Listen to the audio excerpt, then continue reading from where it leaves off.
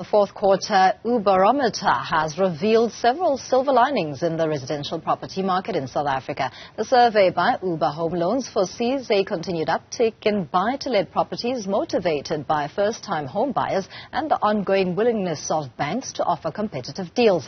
Provincial sales manager at Ooba Home Loans, Justin Easthorpe, joins us for this discussion. Thank you so much for your time, Justin. A welcome surprise in this particular case, given the trajectory of the residential property market since the days of COVID-19. Talk us through the highlights of this barometer.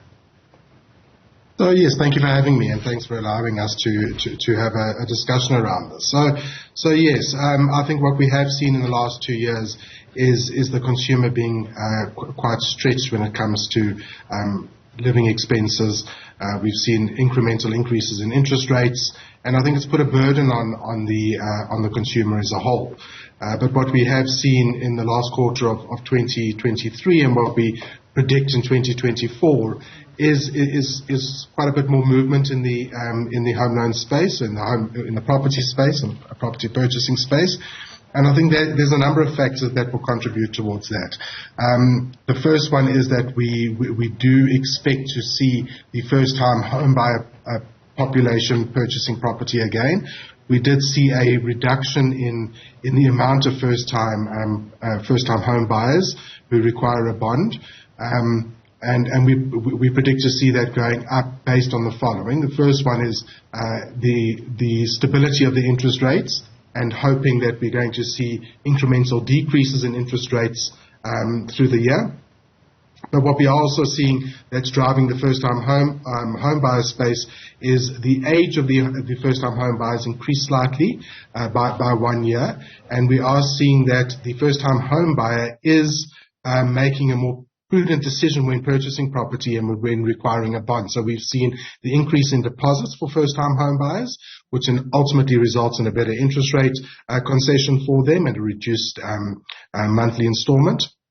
And what we are also seeing from an investor point of view as well is there's a lot more activity going on in the buy-to-let property market. So outside of the first-time home buyers, we are seeing quite a bit of activity and consumers purchasing that second, third, and fourth property. What is also very interesting in that investor buyer pool is that 50% of those purchases are female purchases, which is quite an interesting statistic.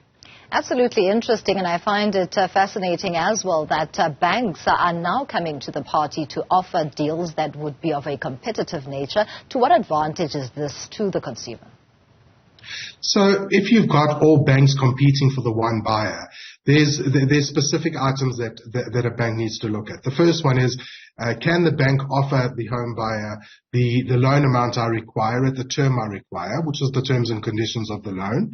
And the second one is that because there's such competitiveness in the home loan space, the only other way that a bank can compete for that client is through interest rates. So we have seen our average interest rate reduction is prime minus 0.48% on the average purchase price within our portfolio. So if a consumer or a home buyer knows that each bank is competing for you as a home buyer, they're going to compete on price. And that is where it really does benefit the home buyer, in that all 4 banks are incredibly competitive at the moment. And if we say 4, I mean 5 banks, 4 commercial plus a private bank.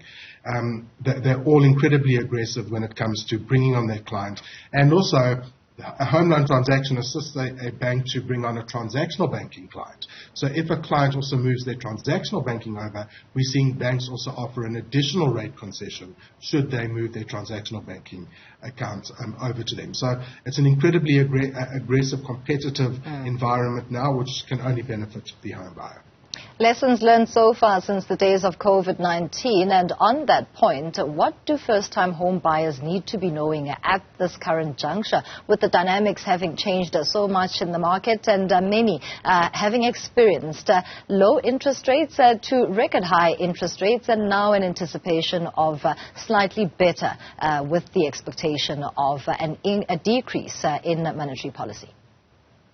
So if you're looking at an existing home buyer who was a first-time home buyer, you've gone through the storm. You're still able to repay your monthly bond repayment.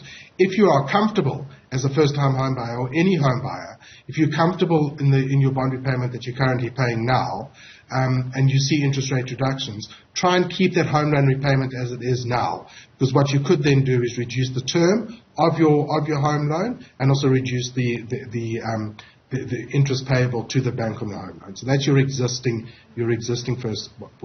home buyer. New first-time home buyers coming into the property market. It's very important to understand what you can afford. So get somebody to assist you to do a pre-qualification, do an affordability assessment, do a thorough affordability assessment to see that the property that you want is in actual fact the property that you can afford, and there's people that can help you, including us, to assist in getting that number. And also then, if we're not at that number yet, looking at your whole financial affairs and seeing how we can assist you to get into the home that you want. Thank you so much for your contribution. Justin Easthorpe is with the Ooba Home Loans talking to us this morning about developments in the property market and a better than expected projection for 2024.